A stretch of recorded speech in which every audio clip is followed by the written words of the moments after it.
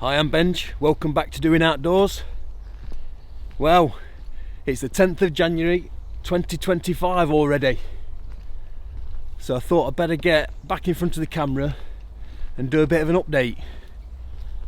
And what an absolutely fantastic frosty morning we have. I really do appreciate a bit of a cold snap, especially after we've had so much rain like we have already this year, or this winter should I say. This pig pen was an absolute swamp, but we have had 3 consecutive nights where the temperature has been below zero. Last night being the coldest, it was -6, it was -4 before then, and at least it's firmed the ground up for the pigs to walk on. They were up to their armpits in mud before this cold spell, and you might be able to notice we have actually got galvanised pig arks for the pigs to live in now. Now these are something that I wanted to get early doors, but because there's not many pig farmers in this area, I didn't want to buy new because they are very expensive, and they just didn't come up for sale on the second-hand market very often. When these did, I jumped at the chance, and it was in the nick of time, because if you remember, I had built a timber framed structure for the pigs, and you can see just behind me that is the remnants of this one. Bruce the boar, you'll see him in a minute, he's asleep up in that ark right now, but he must be knocking on 300 kilos, and he must have saw a little bit of light through one of the corners, because one day he just walked straight through it as if it wasn't even there. Whereas these pig arks, they're designed to keep pigs in, and these do a very good job. And the way I've got them set up across the back of this fence, they have actually got little inspection hatches, so you can come over and have a little look. This is bacon. What are you eating? And you know what, I've been giving them piles and piles of straw to help keep them warm and bed them down, and all they want to do is eat the bugger. But I think at least they're warm in here, or a bit warmer. It's a small space. You're ready for your breakfast, aren't you, kiddo? I'm not breakfast. I'm not breakfast. I'll get you some. In the next pig ark we should find Bruce, Bertha and her litter of piglets. Now, she actually farrowed back in October, and it was my intention to get rid of Bertha with her piglets, but because the price of the piglets is so low at market at the minute, I just didn't see the point of letting them go for absolutely nothing. Plus, I've been getting quite a lot of stale bread and cakes and the sort to get rid of, and they've done me a favour in eating all of this food, or this waste food that I've been getting.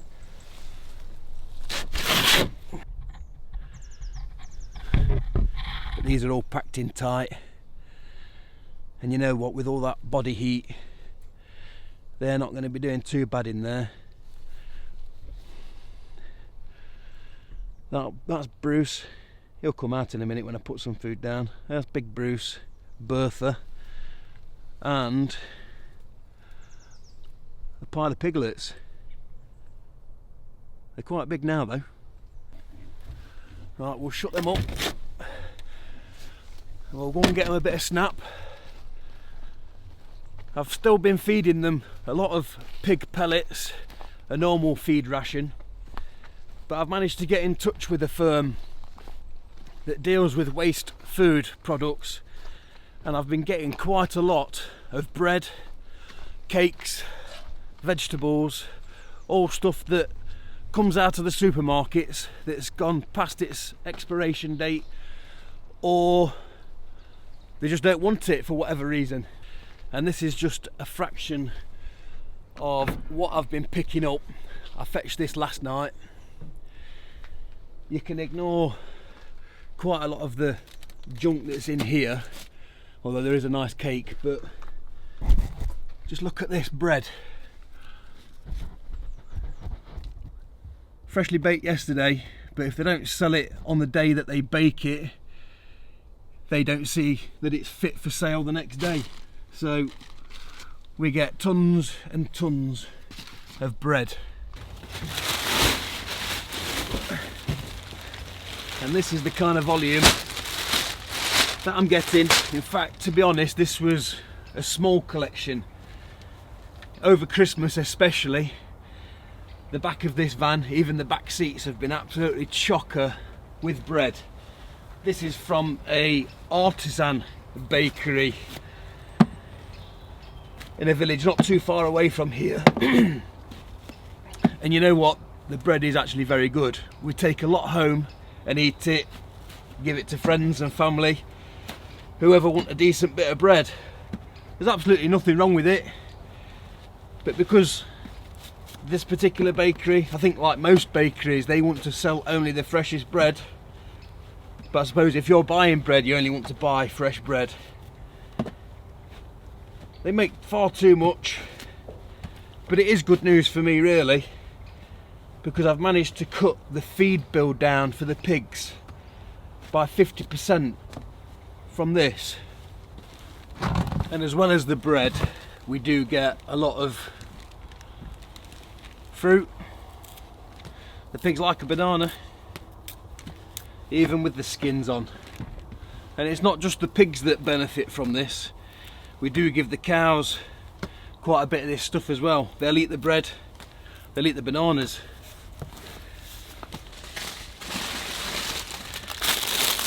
And it's stuff like this, packs of salad. Now I know you've got to be careful what you feed to pigs. They will eat absolutely anything, but I think they put the last foot and mouth outbreak down to infected pork being fed to pigs that wasn't cooked properly. So I'm certain that this salad wasn't produced where pork was being cooked, and the same goes for the bread and the fruit. Well, you really can tell that it's cold because the pigs don't even want to come out of the pen at the minute, or out of their pig ark.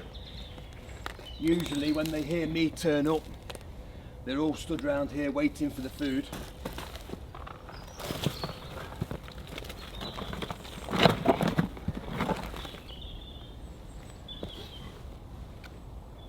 Bacon can smell it. Go on then, Bacon. You gonna come and get a bit? Well, you can see that it is still not totally firm underfoot.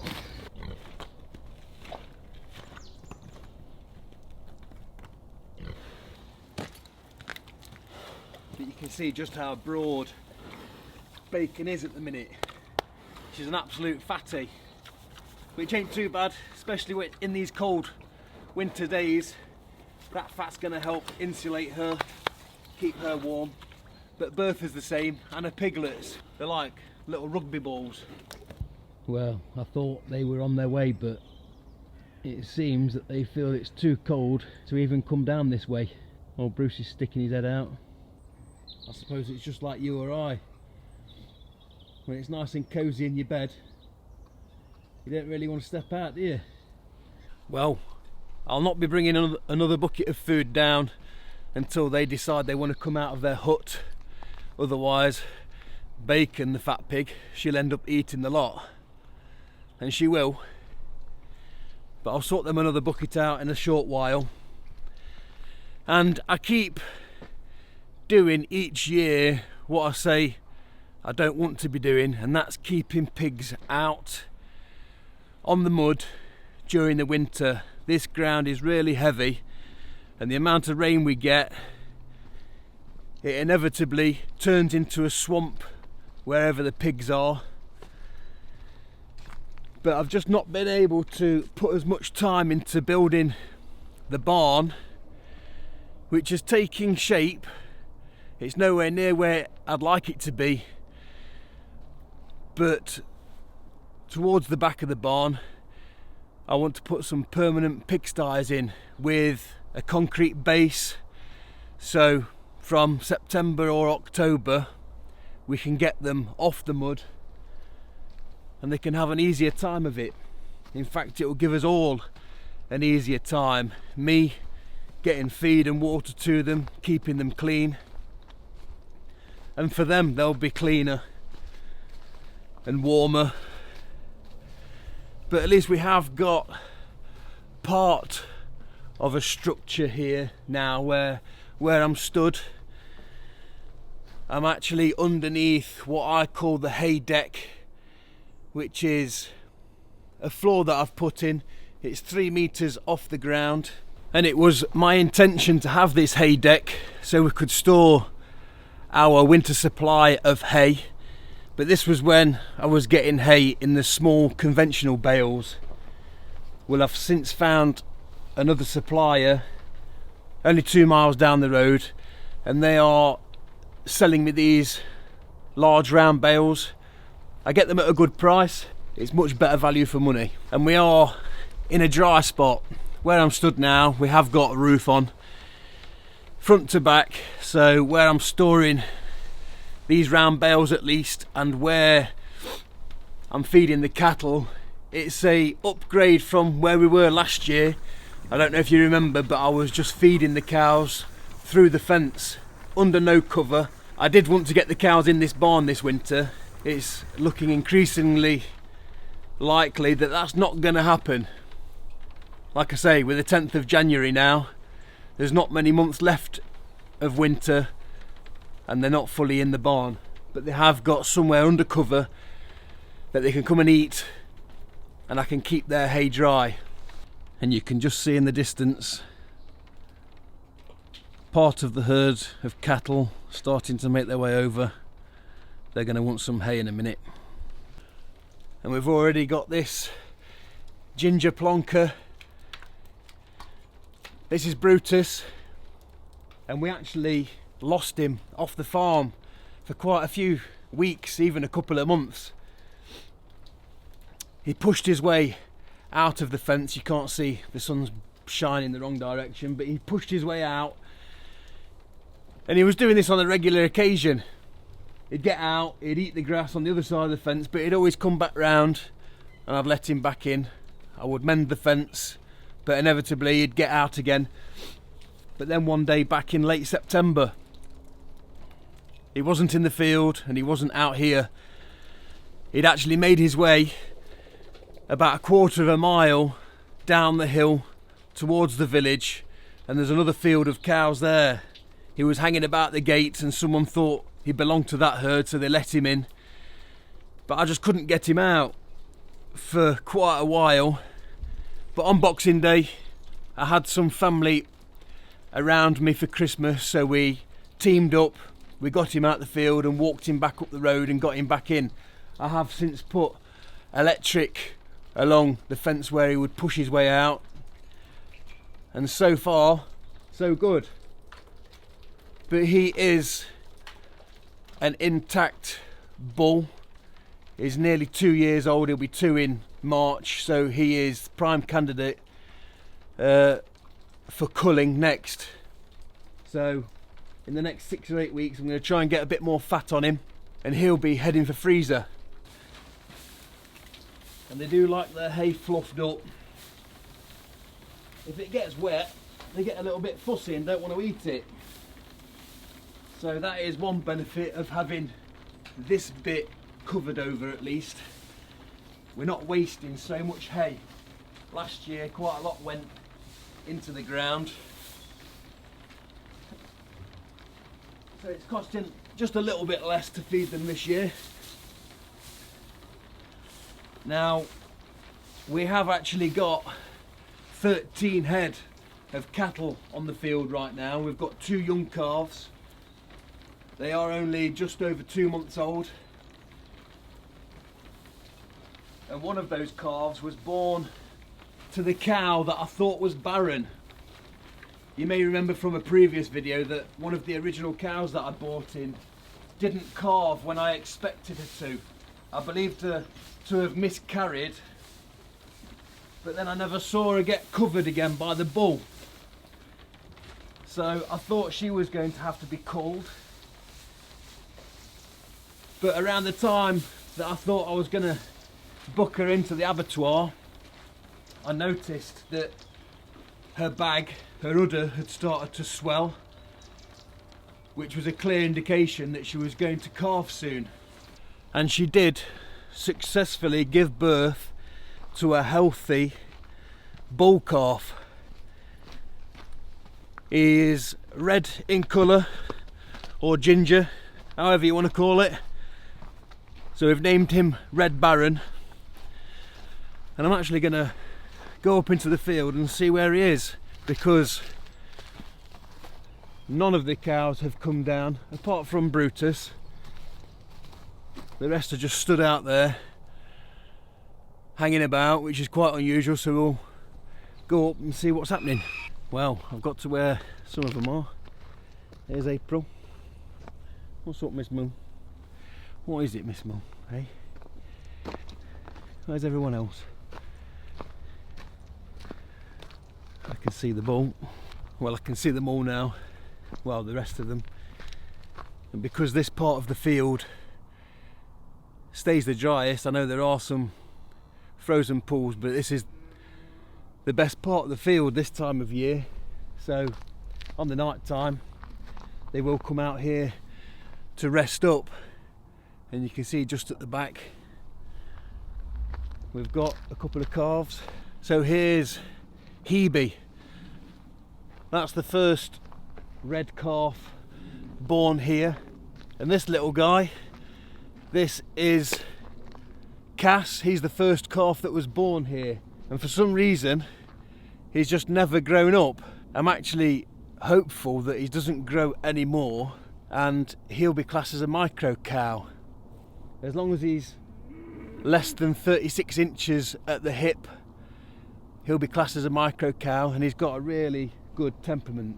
But he's about 16, nearly 18 months old now, and he's the smallest cow in the field. So there we have him. That's Red Baron. That's his mum, Stella. And just to the left of those pair, that is little Blackjack. He was born a week after Red Baron, and his mum that's Lily. And she's actually the mother of Cass, the smallest cow in the field. Well, at least we've accounted for all the cattle this morning. I suppose they're just enjoying the firm ground and a little bit of sunshine on their back, getting some rays whilst they can, because it is a cold morning. It's been a cold night, and we are due to have another cold spell tonight. But yeah, ultimately, if I'd managed to get that barn done this year, these would all be off this field and in the barn, giving them a slightly warmer environment to live in. Although Dexters are a very hardy breed, I've read quite a lot where people recommend you don't put them in a shed over winter. But because our ground is so heavy round here, it holds so much of the water, and it's raining quite a lot during the winter months. They are turning this field to rubbish, so I want to get them in the barn to give the field a rest, let that recover so it can grow some better grass. Well, I can just hear in the distance that Bruce and a couple of the piglets are out, so I'm going to take them a bucket of this bread with some salad and a couple of bananas.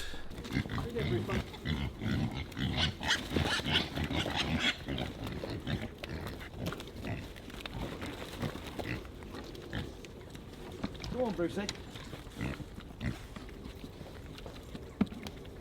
Look at the size of these little fatties. Not a bone to be seen anywhere.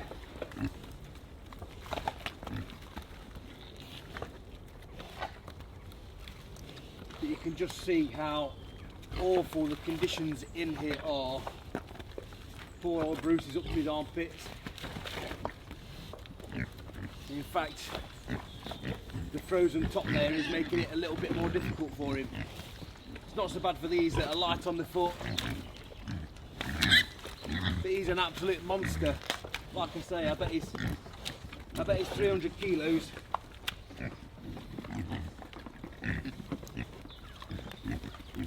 What is it that, Brucey? What is it? Well, that's about my morning chores done. The pigs are fed. They've got clean straw in their pig ark. But before I finish up this afternoon, I will be putting some more in there because it's going to drop to -4 again tonight. We don't want them freezing in their pig arks. And a job that we've got to get done rather soon is move Bacon out of here. She's due to farrow later this month. So I'm going to put her in this pen where I had a couple of cows early last year for when they were calving, because the conditions were so bad out on the field. But I'll bring you along when I start on that one.